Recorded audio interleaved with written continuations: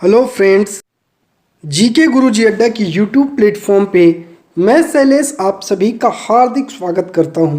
प्यारे साथियों, जैसे कि आप सभी को पता है सीटेट का एग्ज़ाम आपका जुलाई में होगा, तो सीटेट जुलाई की कंटिन्यू तैयारी हम आपको करवा रहे हैं। प्यारे साथियों, हमारा अगला टॉपिक है गांव, शहर और व्यापार। आज हम लोग इस टॉपिक की चर्चा करेंगे। अगर आप चैनल पर नए हैं तो सब्सक्राइब करिएगा, वीडियो को लाइक और दोस्तों तक शेयर करिएगा। इसके साथ ही साथ आपकी बीपीएससी टायर 3 की भी क्लासेस चल रही हैं। अपने दोस्तों तक जो है उसको शेयर करिए, उनको बताइए ज़्यादा से ज़्यादा संख्या में, ताकि लोग जुड़े और इस वीडियो का जो बेनिफिट है उसको उठाएं। आइए चलते हैं अपने पहले टॉपिक पर, लोहे के औजार और खेती। लोहे का प्रयोग आज एक आम बात है। लोहे की चीज़ें हमारी रोज़मर्रा की ज़िंदगी का हिस्सा बन गई हैं। इस उपमहाद्वीप में लोहे का प्रयोग लगभग 3000 साल पहले हुआ। महापाषाण कब्रों में लोहे के औजार और हथियार बड़ी संख्या में मिले, जिनके बारे में अध्याय 4 में पढ़ा है। करीब 2500 वर्ष पहले लोहे के औजार के बढ़ते उपयोग का प्रमाण मिलता है। जंगलों को साफ करने के लिए कुल्हाड़ियाँ और जुताई के लिए जो हालों के फाल हैं शामिल हैं।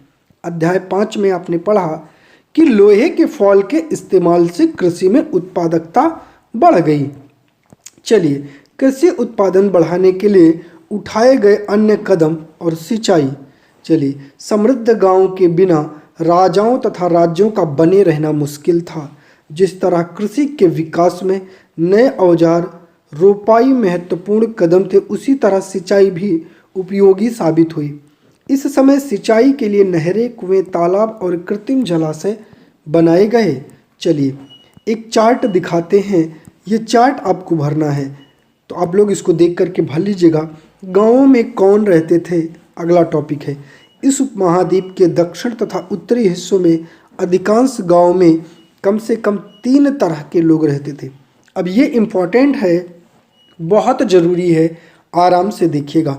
तमिल क्षेत्र में बड़े भूस्वामियों को वेल्लला, साधारण हलवाहों को उड़वार, जो भूमिहीन मजदूर हैं उन्हें कड़े सियार और आदिमाई कहलाते थे। ये सारे इम्पॉर्टेंट हैं, नोट करिएगा। देश के उत्तरी हिस्से में गांव का प्रधान व्यक्ति ग्राम भोजक कहलाता था। ये दक्षिण भारत के बारे में है, ये उत्तर के बारे में है। अक्सर एक ही परिवार के लोग इस पद पर कई पीढ़ियों तक बने रहते थे, यानी यह पद आनुवंशिक था। ग्राम भोजक के पद पर आमतौर पर गांव का सबसे बड़ा भूस्वामी होता था। साधारणतया इनकी जमीन पर इनके दास और मजदूर काम करते थे। इसके अतिरिक्त प्रभावशाली होने के कारण प्रायः राजा भी कर वसूलने का काम इन्हें ही सौंपते थे। ये न्यायाधीश का और कभी कभी पुलिस का भी काम करते थे। ग्राम भोजकों के अलावा अन्य स्वतंत्र कृषक भी होते थे, जिन्हें गृहपति कहते थे। ज़्यादातर छोटे किसान ही होते थे। इसके अतिरिक्त कुछ ऐसे स्त्री पुरुष थे जिनके पास अपनी जमीन नहीं थी। उन्हें दास कर्मकार इस श्रेणी में आते थे, जिन्हें दूसरों की जमीन पर काम करके अपनी जीविका चलानी पड़ती थी। अधिकांश गांव में लोहार, कुम्हार, बढ़ई, बुनकर जैसे शिल्पकार भी रहा करते थे। प्राचीन तमिल रचनाएं। तमिल की प्राचीनतम रचनाओं को संगम साहित्य कहते हैं। इसकी रचना करीब 2300 साल पहले की गई। इन्हें संगम इसीलिए कहा जाता है क्योंकि मदुरै के कवियों के सम्मेलन में इनका संकलन किया गया था। गांव में रहने वाले जिन तमिल नामों का उल्लेख यहाँ मिलता है वे संगम साहित्य में पाए जाते हैं। इम्पॉर्टेंट है, क्वेश्चन यहाँ से बना है। चलिए सिक्कों के बारे में जानते हैं। पुरातत्वविदों को इस युग के हजारों सिक्के मिले हैं। सबसे पुराने आहत सिक्के थे जो करीब 500 साल चले, जिसका चित्र नीचे दिखाया गया है। चांदी या तांबे के सिक्कों पर विभिन्न आकृतियों को आहत कर बनाए जाने के कारण इन्हें आहत सिक्का कहा जाता था। आहत सिक्के सामान्यतः आयताकार और कभी कभी वर्गाकार या गोलाकार होते थे। ये या तो धातु की चादर को काटकर या धातु के चपटे गोलिकाओं के बनाए जाते थे। इन सिक्कों पर कुछ लिखा हुआ नहीं था, बल्कि इन पर जो कुछ चिन्ह ठप्पे से बनाए जाते थे, इसलिए ये आहत सिक्के कहलाए। ये सिक्के उपमहाद्वीप के लगभग अधिकांश हिस्सों में पाए जाते हैं और ईसा की आरंभिक सदियों तक प्रचलन में रहे। आप लोगों ने आहत सिक्कों को देखा होगा। चलिए अब हम लोग आगे चलते हैं और कुछ महत्वपूर्ण चीज़ों को देखते हैं। नगर अनेक गतिविधियों के केंद्र थे। अक्सर नगर कई महत्वपूर्ण कारणों से बहुत महत्वपूर्ण होते थे। उदाहरण के लिए मथुरा को देखना है। यहाँ 2500 साल से भी ज़्यादा समय से एक महत्वपूर्ण नगर रहा है, क्योंकि यह यातायात और व्यापार के दो मुख्य रास्तों पर स्थित था। इनमें एक रास्ता उत्तर पश्चिम से पूरब की ओर, दूसरा उत्तर से दक्षिण की ओर जाने वाला था। शहर के चारों ओर किलेबंदी थी, अनेक मंदिर थे। आसपास किसान पशुपालक शहर में रहने वालों के लिए भोजन जुटाते थे। मथुरा बेहतरीन मूर्तियां बनाने का केंद्र भी था।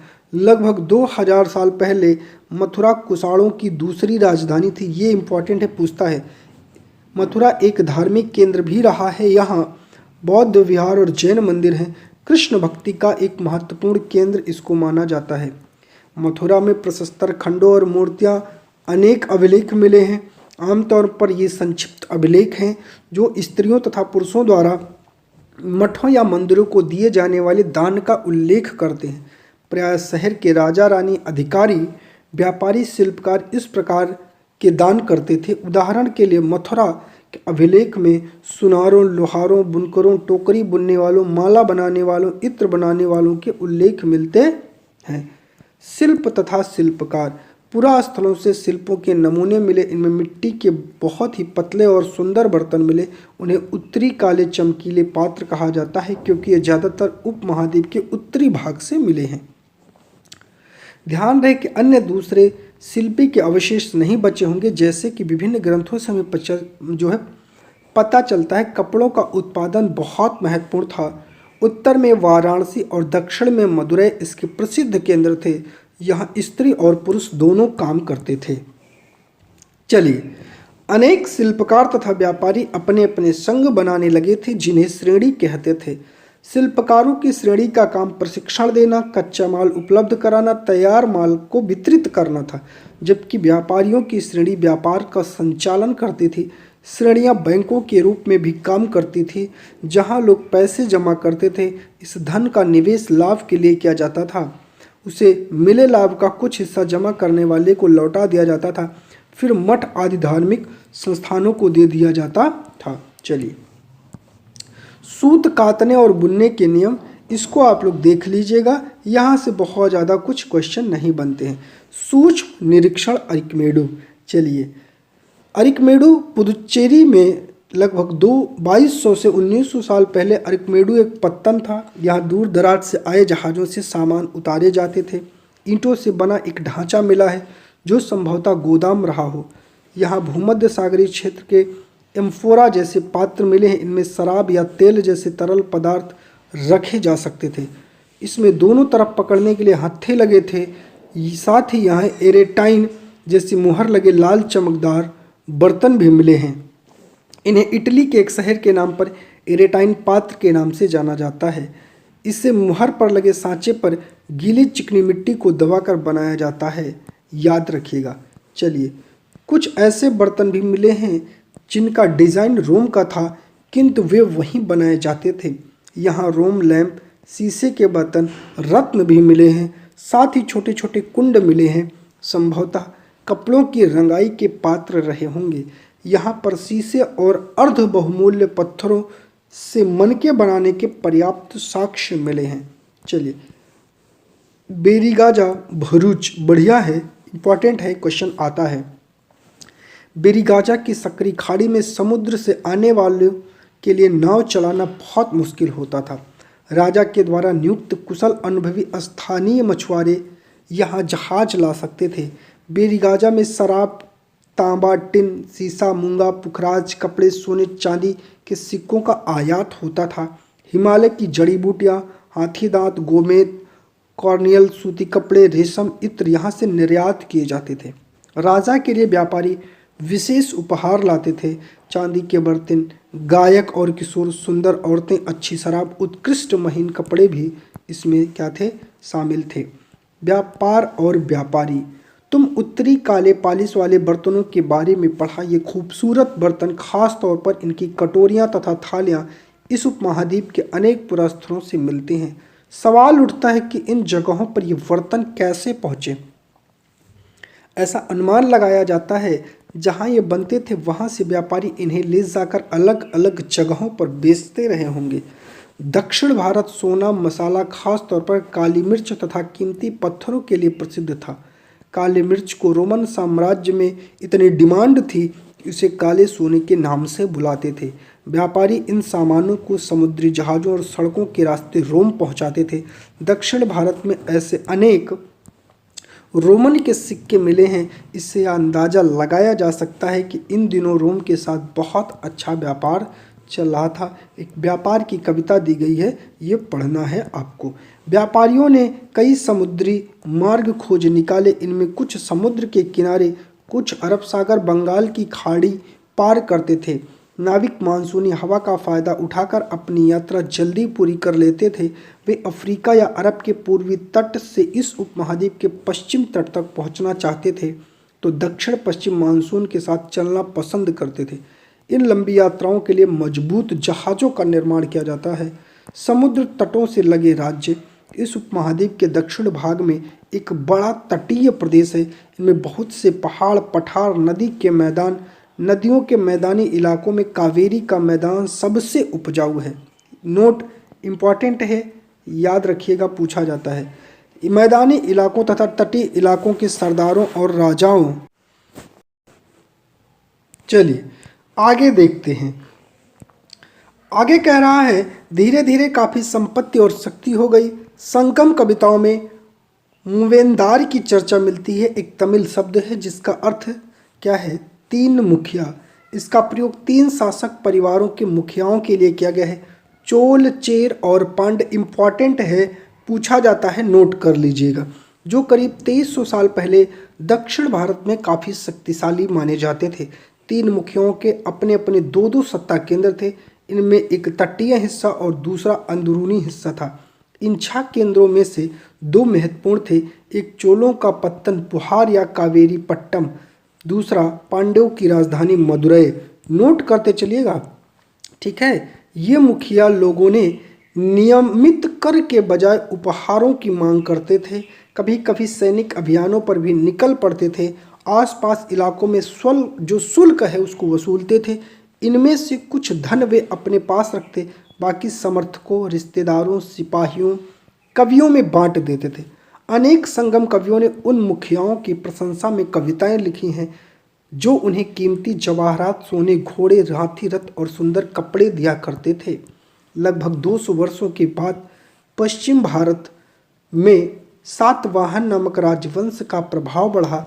सातवाहनों का सबसे प्रमुख राजा गौतमी पुत्र श्री सातकर्णी था। इम्पॉर्टेंट है, इसके बारे में हमें उसकी माँ गौतमी बलश्रयी द्वारा दान किए गए एक अभिलेख से पता चलता है। वह अन्य सभी सातवाहन शासक दक्षिणापथ के स्वामी कहे जाते थे। दक्षिणापथ का शाब्दिक अर्थ है दक्षिण की ओर जाने वाला रास्ता। पूरे दक्षिण क्षेत्र के लिए यही नाम प्रचलित था। श्री सातकर्णी ने पूर्वी, पश्चिमी और दक्षिणी तटों पर अपनी सेनाएं भेजी थी। चलिए याद रखिएगा। रेशम मार्ग और कुषाण, कुछ शासक इसके बड़े बड़े हिस्सों पर अपना नियंत्रण करना चाहते थे क्योंकि इन रास्ते पर यात्रा कर रहे व्यापारियों से उन्हें कर, शुल्क और तोहफों के जरिए लाभ मिलता था। इसके बदले ये शासक व्यापारियों को अपने राज्य से गुजरते वक्त लुटेरों के आक्रमण से सुरक्षा देते थे। सिल्क रूट पर नियंत्रण रखने वाले शासकों में प्रसिद्ध कुषाण थे। इम्पॉर्टेंट है, कई बार यहाँ से क्वेश्चन बना है, याद रखिएगा। 2000 साल पहले मध्य एशिया तथा पश्चिमोत्तर भारत पर इनका शासन था। पेशावर और मथुरा इनके 2 मुख्य शक्तिशाली केंद्र थे। तक्षशिला भी इनके ही राज्य का हिस्सा था। इनके शासनकाल में ही सिल्क रूट की एक शाखा मध्य एशिया से होकर सिंधु नदी के मुहाने के पत्तनों तक जाती थी। फिर जहां से जहाज़ों द्वारा रेशम पश्चिम की ओर रोमन साम्राज्य तक पहुंचता था। इसी के साथ आपका ये चैप्टर भी कंप्लीट हो जाता है प्यारे साथियों। अगर आपको कोई भी समस्या लग रही होगी तो आप लोग नीचे कमेंट बॉक्स में जा कर के कमेंट करिएगा। हम उस चीज़ को आपको अलग से वीडियो बना करके एक्सप्लेन करेंगे। प्यारे साथियों, चैनल पर नए हैं तो सब्सक्राइब करिए, वीडियो को दोस्तों तक जरूर पहुंचाइए। ये इंतज़ार मत करिए कि जब फॉर्म निकलेगा तब पढ़ेंगे। इंतज़ार करने वालों को उतना ही मिलता है जितना कोशिश करने वाले छोड़ देते हैं। तो प्यारे साथियों, हमेशा मेहनत करते रहिए, मेहनत से कभी पीछे नहीं हटना है। चलिए, आज के लिए बस इतना ही। कल फिर मिलेंगे और अगले वीडियो में हम लोग चर्चा करेंगे। बहुत बहुत धन्यवाद।